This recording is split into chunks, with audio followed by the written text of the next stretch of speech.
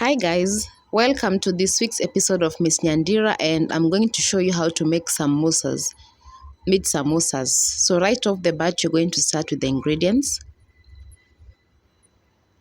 For the manda, we have the all-purpose flour, oil, warm water, salt, and for the meat filling, we have minced beef, garlic, onions, garam masala, and soy sauce. So first, I'm going to start by cutting the onions.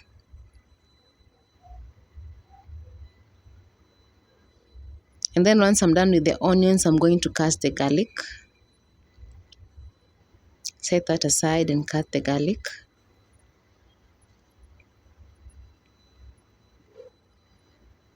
And now it's time to make the manda, the samosa pockets.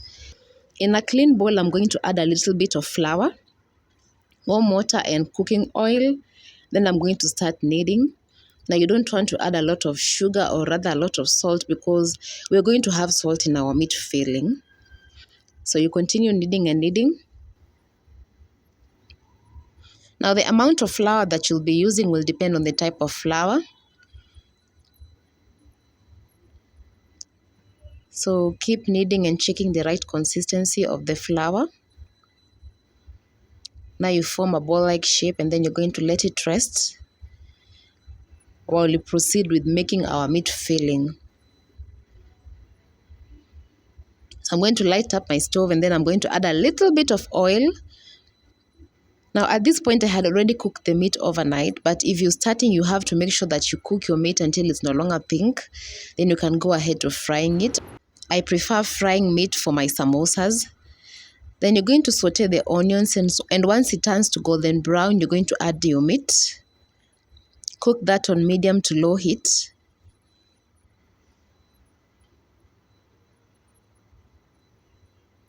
Now I used garam masala because I find that garam masala brings a very sweet and a very nice taste to samosas. So you can try it. It's a very good spice for this recipe. And then soy sauce, of course, is going to darken it and make it look a bit darker. And then you're going to add a little bit of water to bring everything together to boil. Not a lot of water, but a little bit of water at a time.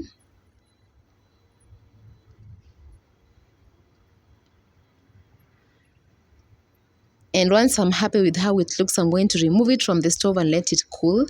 Now always make sure that your meat is cool when you're adding it into your samosa pockets. And now back to our dough. It has been resting for a minimum of 30 minutes. Now it's time to make our samosa pockets. You're going to pinch a little bit of dough. If you know how to make chapati, you have an upper hand with this. But you'll have to make the sizes of the dough smaller. Then you're going to add oil. Now we're going to roll out our dough. Not that large like that of a chapati, but just a minimum size. Repeat the process until you're done with the entire, all of the balls. Now patience. I always say that for you to be a good cook, you have to be patient. No hurry. Let everything take its time and let everything do its thing. And you eventually end up with a good meal.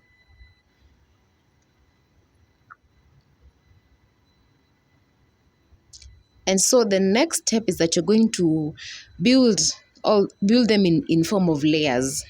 I'm going to place the dough on top of each other. I'm just going to demonstrate right now. Now the oil, you're going to spread oil, then you're going to sprinkle flour on top. This is going to prevent the dough from sticking onto each other, and it's going to help us for easy removal later. You'll see how later in the video. So repeat the process. Apply your oil, sprinkle your flour, and then you're going to place the same process until you're done. Repeat the same process. Patience. And then you have to make sure that you're placing your circle dough more or less the same in terms of circumference. And now we're going to form them. Ensure that they have the same size. Sprinkle down your surface to prevent the dough from sticking on your surface.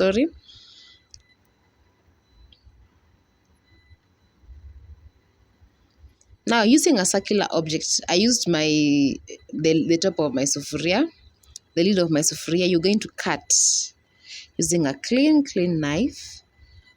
And then there you have a circular dough. And then in the meantime, I'm going to heat my pan.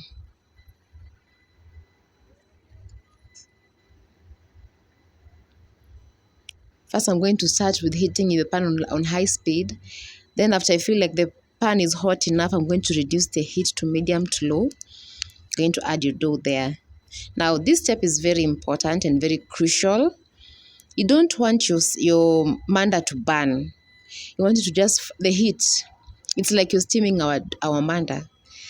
So once you feel like it's hot enough, you're going to turn. Keep on turning and turning and turning. Make sure it doesn't burn. So and that's why we are advised to put our heat on medium to low heat, to low. So keep on doing that alternatively. It's going to start easily peeling off, easily, as you can see.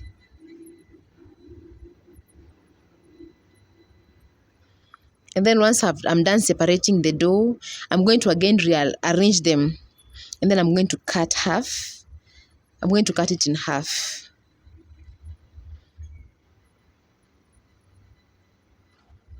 The first half and the other half. Now the manda glue is going to hold and close the meat filling inside the manda. So it's just going to use our all-purpose flour and a little bit of water. And now it's time to form the pockets. So you're going to take your 1/4 of the manda, and then you're going to bring one end in the middle and the other end in the middle. Then you're going to seal it as shown in the video. And then when you're adding your filling, don't make sure you don't overfill it, just the right amount. And now I'm done, ready for frying. Fry your samosas until golden brown. And look at that. No, don't burn your samosas, and make sure that your heat is on medium to low. And once you're done with your samosas, you can go ahead and plate it. Now look at that. Thank you for watching, and see you next week for yet another video.